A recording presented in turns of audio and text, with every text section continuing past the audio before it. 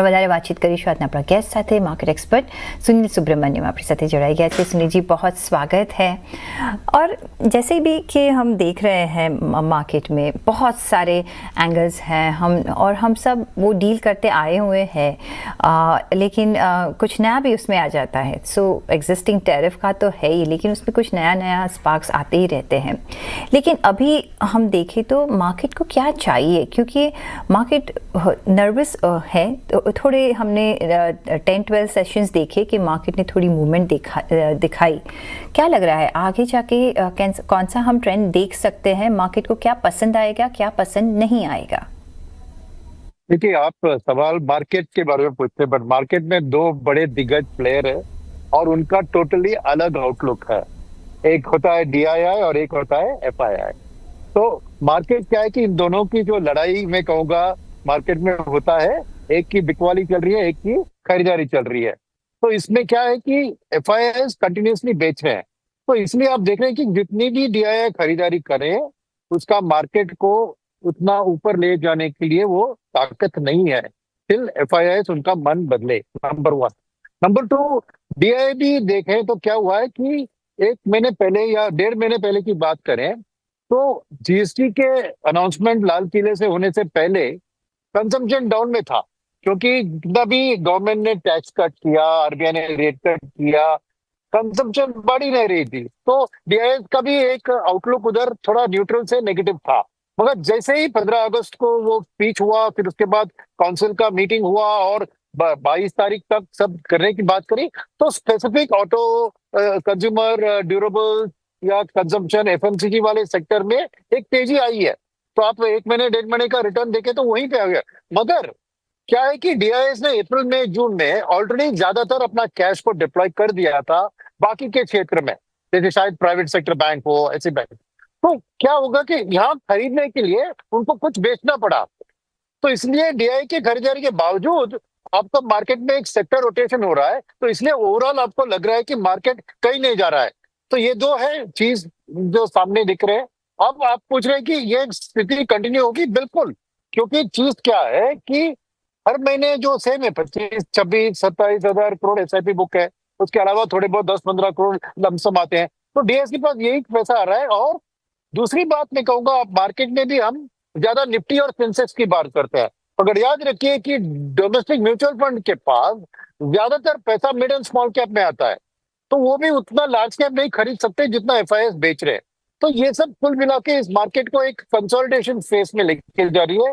जितनी भी अच्छी खबर है उसके बावजूद मार्केट ओवरऑल नहीं बढ़ रहा है इन्हीं चीजों के कारण। और आने वाले दिन में अनलेस आपको ये टैरिफ की सिचुएशन में कोई पॉजिटिव चीज नहीं सामने आए, एफआईएस का रुझान बदलने नहीं वाला है।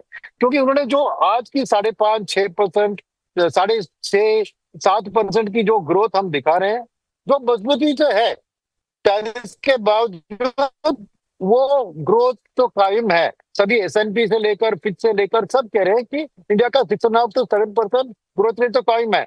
मगर एफआईएस ने एक फ्यूचर जो 7-8-10% जा सके जीडीपी ग्रोथ हमारी, उसको डिस्काउंट कर दिया था कुछ सालों से ही। तो नेचुरली वो नाराज है कि यहाँ पे ग्रोथ अटक गई है इसी लेवल पे। और उसका मेन कारण है टैरिफ।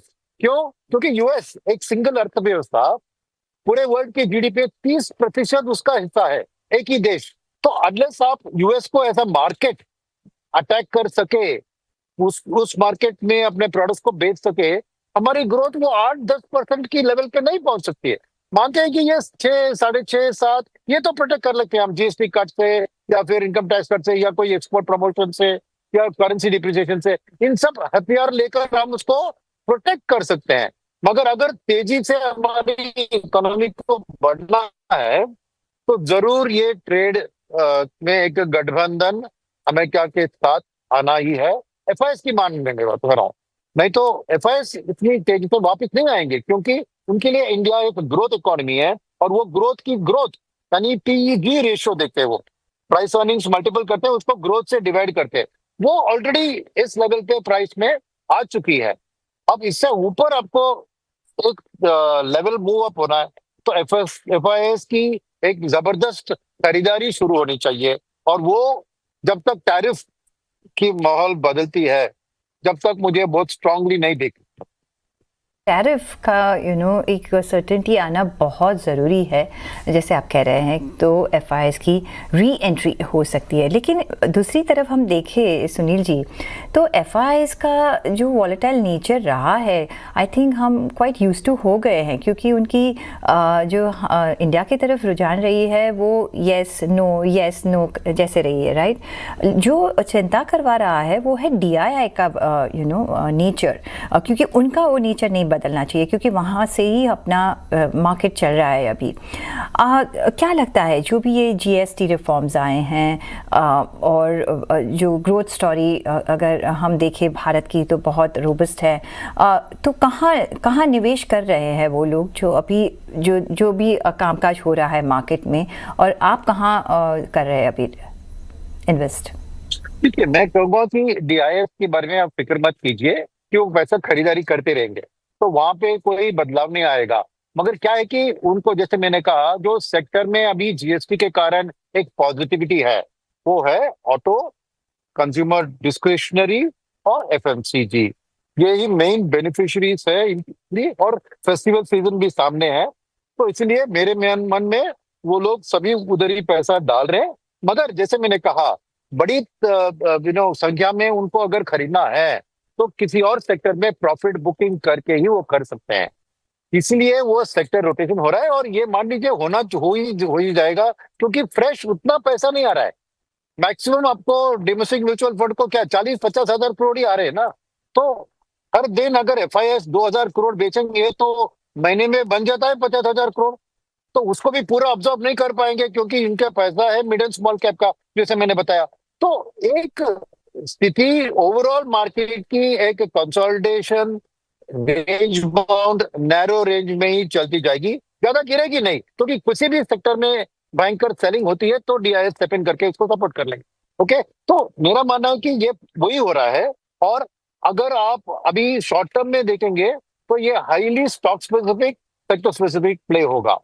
अब मेरा मानना क्या है कि ये कंजम्पशन स्टोरी एक तरह डिस्काउंट हो चुकी है, और भी बढ़त हो सकती है, मगर एक नॉर्मल सा रिटर्न मिलेगा, क्योंकि जो इमीडिएट स्पाइक अप होना था ऑटो उन सेक्टर में देख लिया आपने। तो अब जो मैं कहूंगा निवेशक को, अगर आपको डिप्लॉय करना है तो थोड़ी एक मीडियम टर्म की आउटलुक आप मन में रखें। और उसकी मैं आपको चित्र दिखाता हूं कि क्या होगा। कि देखिए, इस क्वार्टर की जो सितंबर एंड की जो अक्टूबर 10 से अर्निंग सीजन शुरू होगी, उससे ज्यादा उम्मीद न रखे, क्योंकि सितंबर 22 तक तो पीपल ने अपना कंजम्पशन को पोस्टपोन कर लिया। तो हर कंपनी की जो नंबर्स आएगी, खाली 8 दिन के सेल होंगे इफेक्टिवली इस महीने के, तो ज्यादा उम्मीद इस अर्निंग सीजन पे नहीं रखना चाहिए। मगर दूसरी बात है कि अब तक जो खबर आ रही है कि सेल्स बहुत बढ़िया जा रही है, क्रेडिट कार्ड की स्पेंड देखे, ऑटोमोबाइल की सेल देखे। मगर ये देखना है, और ये आपको चीज जनवरी 10 से जो अर्निंग सीजन शुरू होती है, अगले सीजन, वहीं पे आपको दिखेगा कि क्या ये सेल्स मार्जिन के लॉस के साथ बढ़ी है या मार्जिन प्रोटेक्टेड है। तो वो एक अनसर्टेनिटी है। और आपको दिवाली तो अक्टूबर 20 को है, क्रिसमस तो दिसंबर एंड में है, तो जनवरी के अर्निंग सीजन में आपको साफ दिखेगा कि क्या ये कंजम्पशन वाली जो कहानी है वो मार्जिन को सैक्रिफाइस करके टॉप लाइन बढ़ा है, या मार्जिन को प्रोटेक्ट कर सकते हैं लोग। तो उसके ऊपर ये कंजम्पशन सेक्टर की अगली एक ग्रोथ स्टोरी वहीं से आपको शुरू होगी, राइट। तो कहाँ निवेश करना है, क्या गारंटीड है? जैसे आपके नंबर्स बता रहे हैं कि top line growth, consumption, overall broad consumption की अच्छी रहेगी, चाहे वो एफएमसीजी हो या कंज्यूमर ड्यूरेबल हो या ऑटो हो, राइट।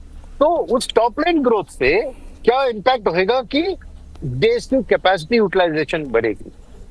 तो सेल्स से जब कैपेसिटी बढ़ती है तो प्राइवेट सेक्टर की कैपेक्स मेरे ख्याल में 6, 8, 9, 10 महीने में एक अच्छी शुरुआत कर लेगी। तो अब से आपको एक कॉन्फा बेट है, क्योंकि अभी किसी का ध्यान वहां पे नहीं है, कि सबका ध्यान कंजम्पशन पे है। तो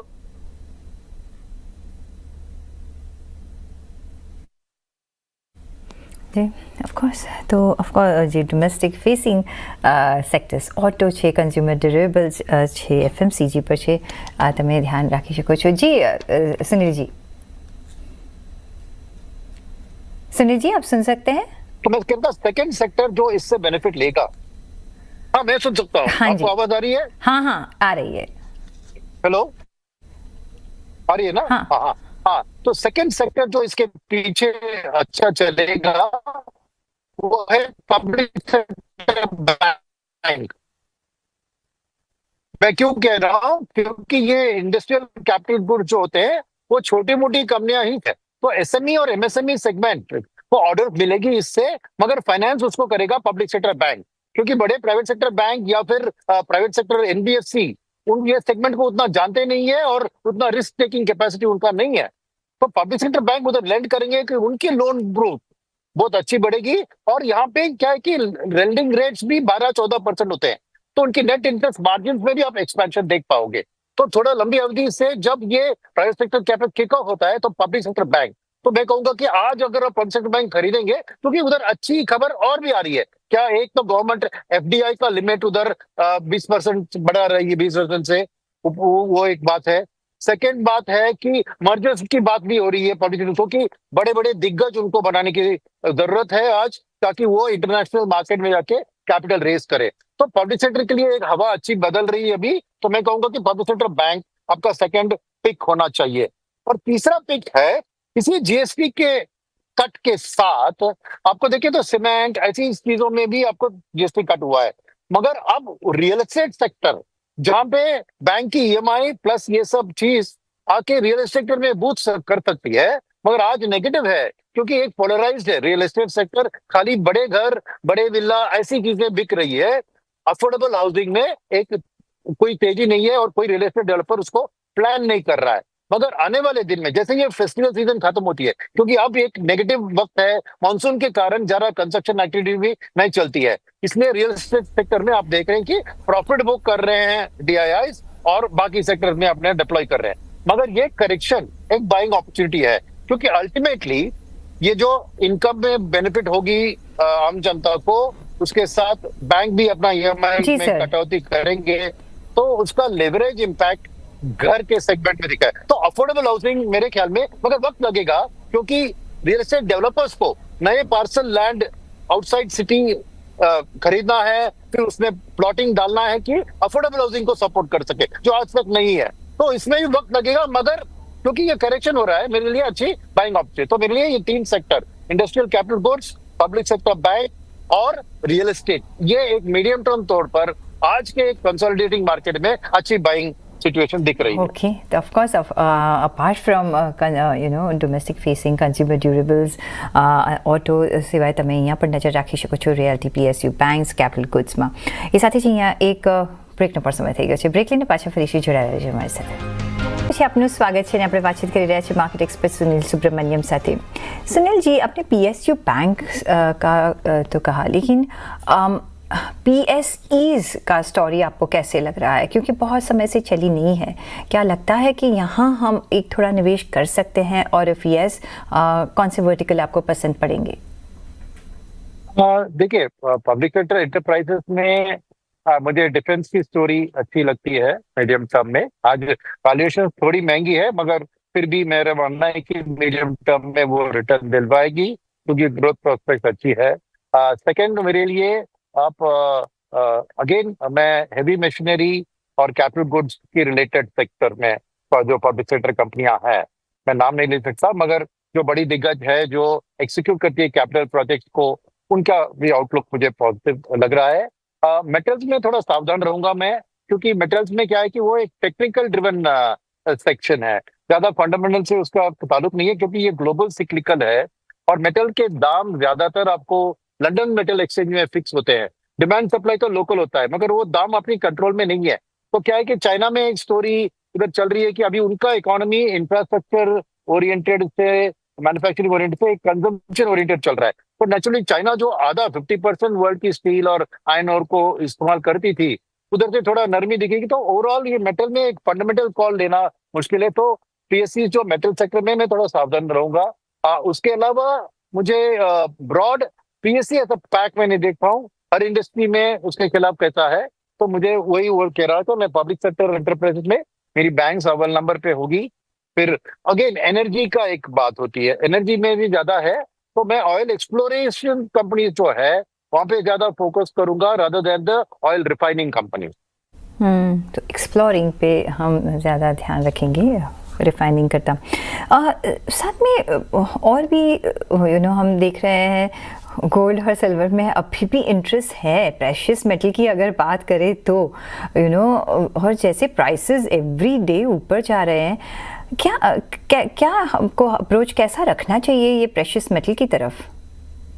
तो पहले चीज है, मैं कहूँगा कि हर व्यक्ति को अपने पोर्टफोलियो में 10-15-20% प्रेशियस मेटल्स रखना ही है। और उसके अंडरलाइंग कारण मैं बताता हूँ। मानते हैं कि वहाँ पे अर्निंग्स की कोई खास चीज होती है, सिल्वर में होता है थोड़ा इंडस्ट्रियल, वो अर्निंग नहीं है सर। बट वर्ल्ड में क्या हो रहा है कि ये ट्रम्प के टैरिफ पैटर्न्स के कारण एक लोग जो सॉवरेन वेल्थ फंड है बाकी के देश जैसे चीना, जापान, इंडिया भी लीजिए, वो भी उतना डॉलर के ऊपर अपना पैसे को वहां रखने के लिए सोचते हैं। क्योंकि रशिया के बारे में जो कांड हुआ था, जब यूक्रेन की वॉर चली, तो पूरा का पूरा रशिया का जो यूएस डॉलर का रिजर्व उसको फ्रीज किया गया अमेरिका ने। तो ऐसी हालत अगर चाइना को भी आती तो एक डर पैदा होता है। तो इसलिए धीरे धीरे चाइना, जापान, ये सब गोल्ड और सिल्वर खरीदना, पहले ज्यादा गोल्ड अभी थोड़ा सिल्वर खरीद रहे हैं। तो वो एक बड़ी मूव है जो वहां पर। सेकंड है कि फेड के रेट कट, अब एक रेट कट तो हो गया, अभी और 2-3 रेट कट अगर होते हैं तो डॉलर वीकन होता है, तो वो भी गोल्ड के लिए एक फिलिप होती है।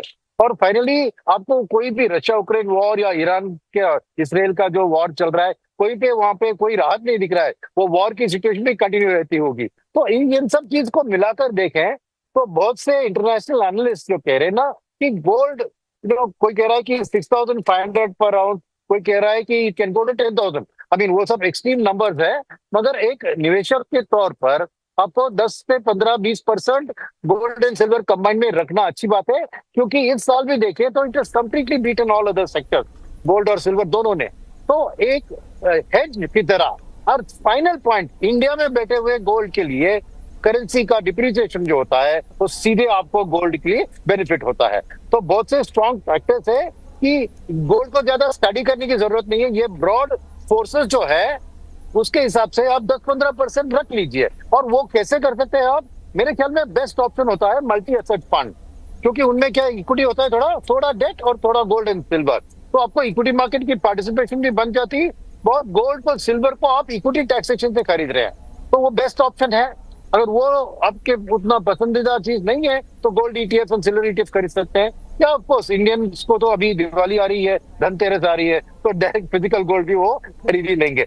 मगर मेरा मानना है कि गोल्ड ने हमको एक अच्छा सबक सिखाया है कि मुझे इग्नोर मत करो। क्योंकि 1 साल पहले, 1.5 साल पहले कोई भी कहता था कि अरे गोल्ड में अर्निंग्स नहीं है, नहीं खरीदो। All have been proved wrong. तो बेस्ट आप एक डाइवर्सिफिकेशन तौर पर, मैं कहूँगा 10 से 20 अपॉन योर रिस्क एपेटाइट, आप अपने पोर्टफोलियो में एक गोल्ड और स्टॉक सिल्वर का एलोकेशन रखिए। और उसमें कहूंगा मैं 2:1 रखिए गोल्ड इज सिल्वर को। क्योंकि जो रेशियो है, जो सिल्वर गोल्ड का long term ratio 60 is the long term average, आज 90 से ज्यादा है। तो नेचुरली सिल्वर की थोड़ी कह रहे हैं कि इसकी अप्रिसिएशन थोड़ी बेटर होगी, ताकि वे back to the 60 ratio over a period of 5-10 years आ जाए। तो इसलिए मैं कह रहा हूँ कि 2:1 रखे आप गोल्ड टू सिल्वर। जी सुनी जी, अगर आप कह रहे हैं कि गोल्ड का और सिल्वर का 6,500 $10,000 तक जा सकता है, आई थिंक इंडिया उसमें ना रिचेस्ट कंट्री बन जाएगा। क्यों? क्योंकि हमारे सबके घर में हाउस होल्ड में ये एक होता है बिग अमाउंट में, क्योंकि हम वहाँ से हम सेविंग का भी हमारा नेचर है और ये प्रेशियस मेटल्स में बहुत बिलीव करते हैं। अगर हम बेचे तो पूरा एक दूसरा कंट्री खड़ा कर सकते हैं। सो इसमें बेस्ट लर्निंग क्या है पता है आपको? हमारी सब फंड मैनेजर से हमारी नानी बेस्ट फंड मैनेजर रही है। एब्सोल्युटली जो हमारे कल्चर में अभी आया है वो जी। But that was on the lighter note. But बहुत शुक्रिया आपका हमारे साथ जुड़ने के लिए सुनील जी। અને સાથેજ મને પણ આપશો રજા. પણ જોડાયેલા રહેજો CNBC બજાર સાથે. નમસ્કાર.